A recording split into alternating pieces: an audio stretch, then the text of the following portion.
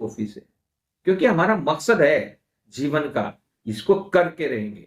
और हमारी टीम में घुमंतू समाज के बहुत से अच्छे लोग शामिल हैं और बहुत से गलत लोग भी, निराशावादी लोग भी शामिल है। अरे कुछ नहीं हो, कहीं हो लो, कहीं भी नो, ऐसे सोचते सोचते हम सोचते ही रह गए। और हमारे आंखों के सामने जो लोग चालाक प्रवृत्ति के थे, जो लोग छोटी जाति को कुचलने का कुचक्र करते हैं, और जो लोग अपने फायदे के लिए नियमों की धज्जियां उड़ाते हैं, वे दो दो तीन तीन चार चार पट्टे ले गए। एक पट्टा लेते बेच देते, फिर पट्टा निकलवाते हैं, फिर बेच देते हैं, और छाती ठोक कर कहते हैं कि हमारा तो यही काम है। देखते हैं ना कहां तक। तो कालीबाई के मामले में हमने भ्रष्टाचार विभाग में, एंटी करप्शन डिपार्टमेंट में, एसीबी में शिकायत की। हमने मुख्यमंत्री को शिकायत की। कालीबाई के मामले में हमने मदन दिलावर जी से भी बात की है। आज वो जोधपुर हैं, आएंगे वो, उसके बाद उनसे हम छोड़ेंगे नहीं। मीडिया भी हमारे साथ है। एक एक ग्राम पंचायत के पट्टों के मामले को उखाड़ कर सामने लाएंगे और इन गरीबों का भला, हमारे लड़ाई करना मकसद नहीं है, इन गरीबों का भला करेंगे। क्योंकि कालीबाई खुद बोली कि साहब आप लोग बहुत ईमानदार हो, आपका संगठन ईमानदार है, वरना इस घोटाले में वहां घोटाला हुआ, एक दूसरी जाति के लोग व्यक्ति को मकान भी छोड़ दी उसकी, और मकान के साथ साथ जमीन भी छोड़ दी। ये जो घोटाला हुआ, इस घोटाले की जांच होनी चाहिए।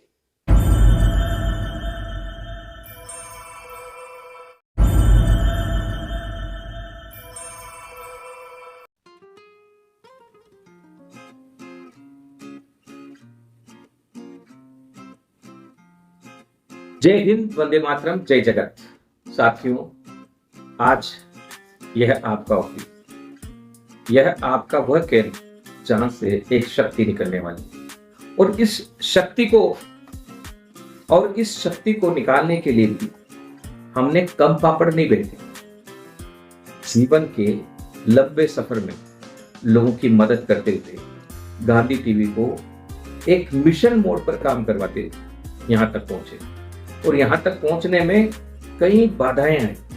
कई बार हमें बदनामी का शिकार होना पड़ा, कई बार साजिश का शिकार होना पड़ा, लेकिन हम रुके नहीं। और आज घुमंतू और गरीब नागरिकों के कल्याण के लिए और गौशालाओं की सेवा के लिए, और दूर दराज में सबसे बड़े प्रांत के रूप में राजस्थान है, और इसके एक कोने से राजधानी तक पहुंचने में लंबा सफर तय करना।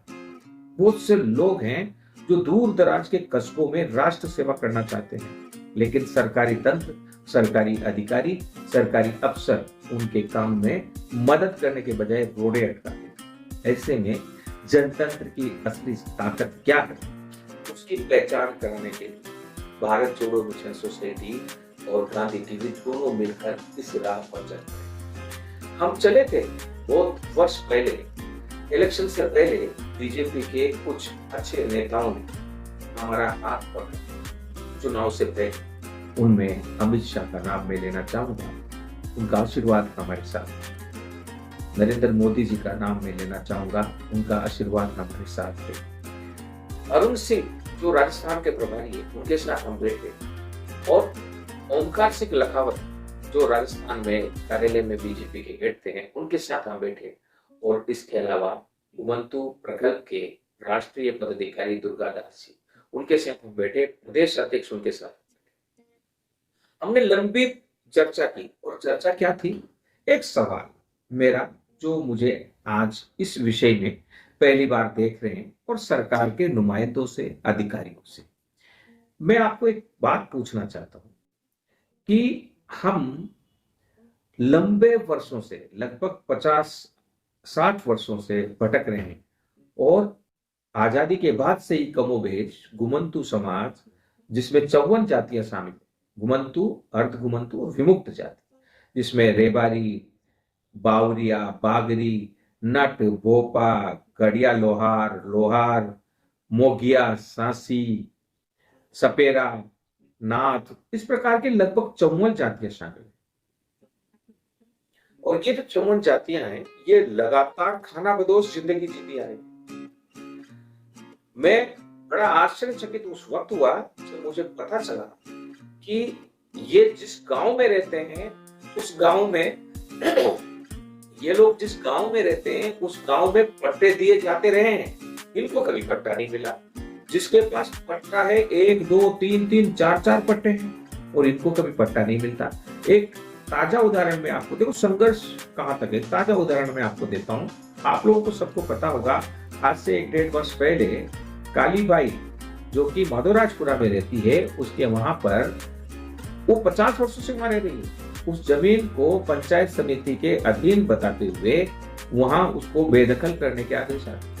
जब हमने आंदोलन शुरू किया और भारत जोड़ो मिशन सोसाइटी का गठन भी उसी आंदोलन के कारण, तो वहां हमने कहा कि असली में हकीकत में भारत से जोड़ने की, आज से जोड़ने की जरूरत है कि इन घुमंतु समाज के अनपढ़ और निष्कलंक गरीब लोगों, वहां हमने उनका हाथ थामा और वहां हमने धरना प्रदर्शन किया। लगभग 1.5 साल तक आई नहीं, प्रशासन आया ही नहीं, दूर रहा। और चुनाव हुए, चुनाव के बाद कांग्रेस पार्टी हार गई, बीजेपी आ गई।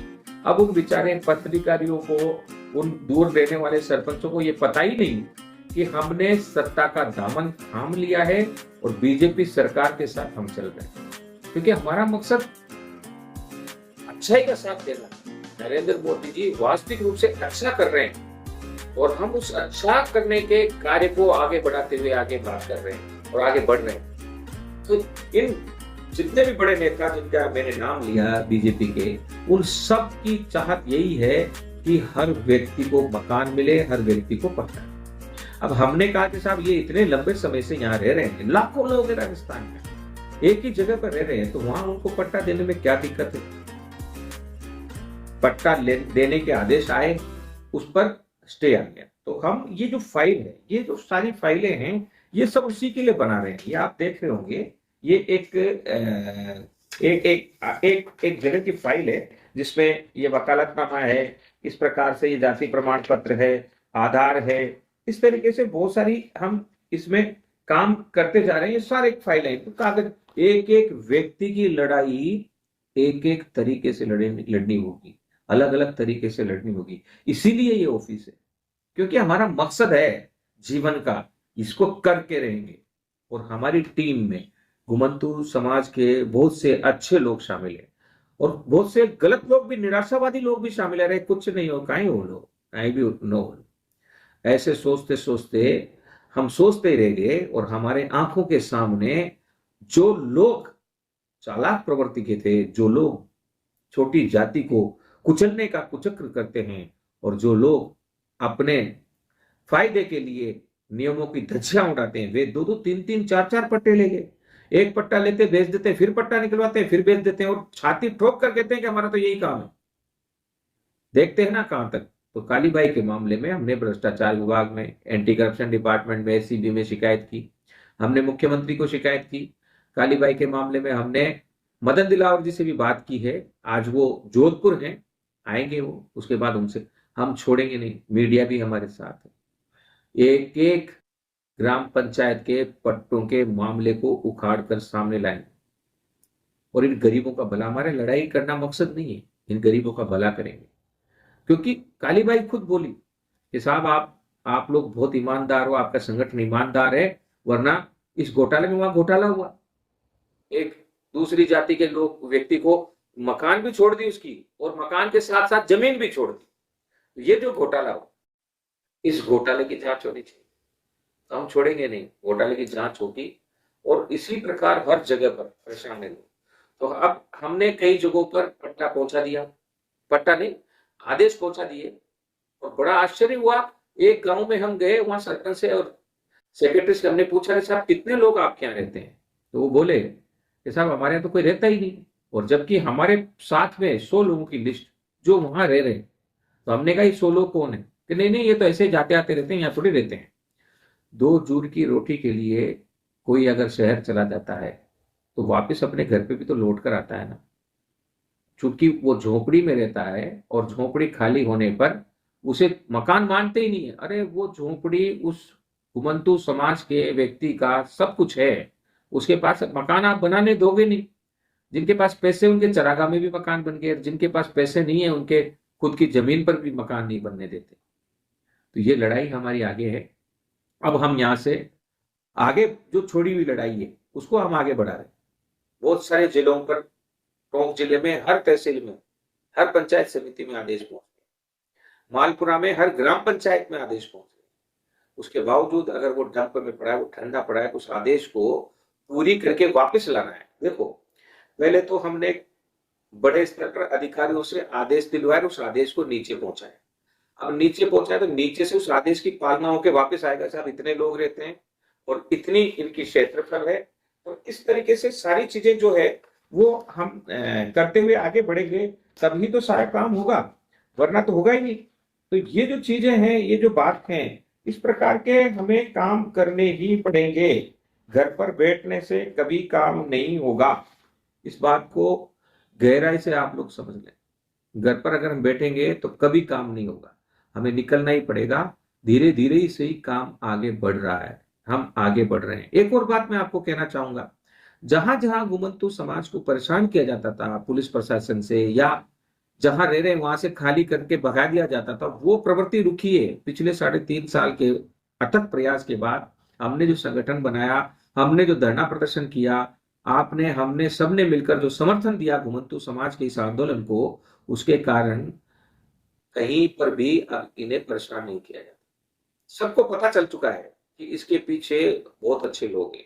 हम जहां जयपुर में रह रहे हैं, यहाँ पर भी बहुत से अच्छे लोग, रिटायर्ड पुलिस अधिकारी, रिटायर्ड जजेस, रिटायर्ड अच्छे आईएएस, बड़े बड़े अधिकारी, बड़े बड़े नेता हमारे इस मुहिम में हमारे साथ खड़े हैं, क्योंकि उन्हें भी पता है कि वास्तविक रूप से राष्ट्र निर्माण की बात हम लोग करते हैं। ये वीडियो आज आपके लिए जारी कर रहे हैं। आशा है आप जागेंगे और आगे बढ़ेंगे, और हमारे जो छूटे हुए काम हैं उसे अब पूरा करेंगे। समय आ गया है, नई सरकार सेट हो गई है।